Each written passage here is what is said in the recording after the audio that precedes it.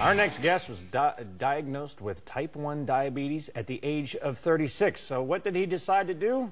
Become a triathlete, Ironman. How about that? 7 times he's been participating in. Joining me this morning once again is triathlete, Ironman, Iron Andy Holder. Welcome back to the show. Good morning. How you doing? Iron Andy, I like that name. Thank you. Type 1? Type 1? Type 2? Yes. Type 1 is usually, it's a juvenile diabetes. Correct. What's the difference between the two?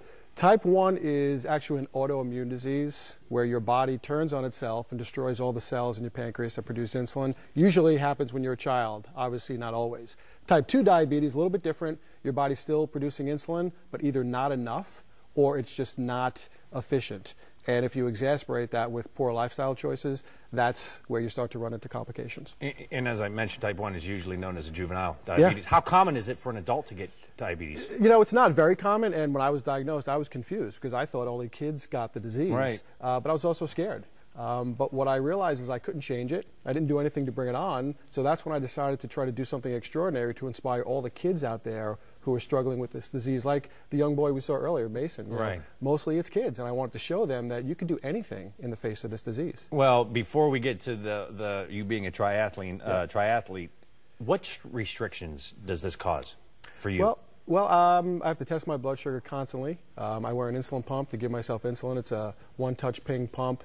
And, you know, with training at the level that I do, 2 times a day, 6 days a week, I'm constantly monitoring my blood sugar. I have the same needs that other triathletes have, but I have to give myself insulin, test my blood sugar, you know, diet has to be strict. So it's really a non-stop, you know, never-ending assault that takes a lot of time and energy. What was it when you just woke up and said, you know what, I want to become an Ironman? Was it strictly because of the diabetes? And what advice do you have for people out there that might have type 1 or type 2 and they're not all going to become Ironman, right. but what advice do you have for them? Well, you know, the decision to do Ironman was simple because I wanted to do the hardest thing that I could think to do because I wanted to inspire people. And the fact that I now had this disease, I didn't know how to swim, didn't own a bike, doing Ironman seemed pretty extraordinary. The advice that I have for people is, number one, you need to surround yourself with a team of healthcare professionals. The quarterback on my team is my pharmacist, my good neighbor pharmacist. If you have a chronic disease, you have things that come up every single day, and it's just not realistic to think that you can see your doctor or even a nurse every day, but a pharmacist is there, and you can call them, email them. So that's the one thing that I want to encourage people, but it's all about positive attitude. If you can have a positive attitude, whether you have type 1 diabetes, type 2 diabetes, there's absolutely nothing that you can't achieve. If people are unfamiliar out there with what an Ironman goes through, what a triathlon is, explain exactly what you have to go through to participate. Okay, well, a triathlete is you swim, you bike, and you run. Excuse me, a triathlon. An Ironman triathlon is you swim 2.4 miles, you bike 112 miles, and then you run a marathon, 26.2 miles. Really? Yeah. I would have fallen over at the beginning line. So, you know, what's it like to participate? I mean, how long did you have to train? Well, from decision to crossing my first finish line was about a year. But not only did I have to learn how to swim, but I had to learn how to manage my diabetes, test my blood sugar while I'm on a bike, you know, insulin. And again, that's why a pharmacist was so helpful to kind of help me work through all those different issues. What's the most difficult part of being in that? Swimming. Wait, let me think about that for a second. Swimming, yeah. And you didn't know how to swim? I knew how to not drown, but there's a difference between that and swimming 2.4 miles in open water. How did you, let's talk about the pharmacist, your good neighbor pharmacist. Yeah. You know, there's a lot of people out there that would need help.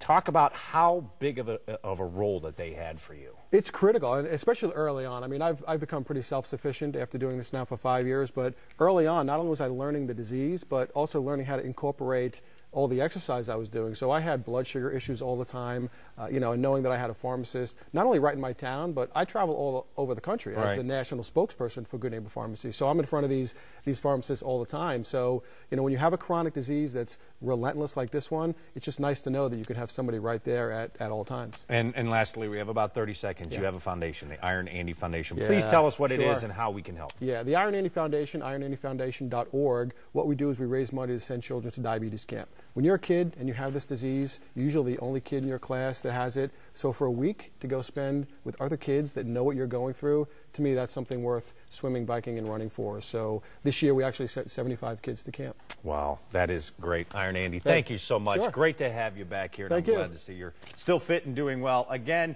you could just log on to ironandyfoundation.org for more information or visit your Good Neighbor Pharmacy at goodneighborpharmacy.com. Thanks again. Sure. Thank you.